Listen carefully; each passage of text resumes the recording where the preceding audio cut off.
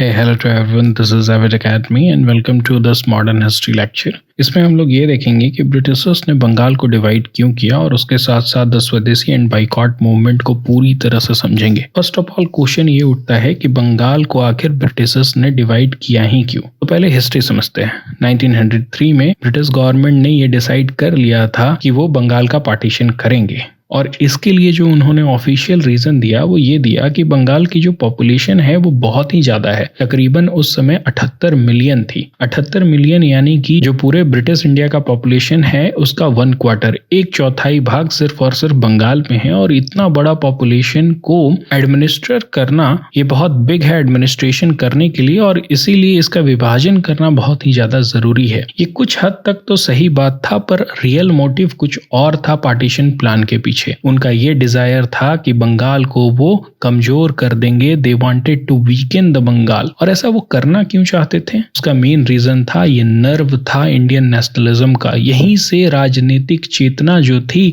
वो उग्र हो रही थी, वो उत्पन्न हो रही थी। और इसी को रोकने के लिए ब्रिटिशर्स ने क्या किया, बंगाल का विभाजन 2 भागों में कर दिया। एक तो भाषा के आधार पर वेस्ट बंगाल को निकाल दिया और एक को धर्म के आधार पर ईस्ट बंगाल बना दिया। अब ध्यान से समझना, जब भाषा के आधार पर वेस्ट बंगाल बनेगा तो उसमें बंगालियों का जो पॉपुलेशन होगा वो कम हो जाएगा और बिहार, उड़ीसा, झारखंड के लोग यानी हिंदी स्पीकिंग का पॉपुलेशन ज्यादा हो जाएगा। व्हाट डज इट मीन कि बंगालियों का पॉपुलेशन करके जो नेशनलिस्टिक फीलिंग थी उनमें, जो एकजुटता थी, उसको कम करना। उसके साथ साथ उन्होंने धर्म के नाम पर भी लड़वाना शुरू कर दिया। जो ईस्ट बंगाल दिया जा रहा है वहां पर धर्म के आधार पर देखा जाए तो जो मुसलमानों की पॉपुलेशन थी वो ज्यादा अधिक थी। और ऐसा लॉर्ड कर्जन इसलिए कर रहा है ताकि वो मुसलमानों को वू कर सके, उसको अपनी तरफ कर सके। उसने ये भी ऐलान किया कि जो ईस्ट बंगाल में ढाका नाम का सिटी है उसको मुस्लिमों का कैपिटल भी बना दिया जाएगा। इससे वहां के नवाब जो हैं वो काफी खुश होंगे, मुस्लिम कम्युनिटी बहुत ही ज्यादा खुश होगी। लेकिन एट कॉमन लेवल अगर देखें तो जो बंगालियों की यूनिटी है उसको तोड़ दी जाएगी। And this was the motive behind the partition of Bengal. यही मेन कारण था जिसके वजह से लॉर्ड कर्जन ने बंगाल का विभाजन किया था।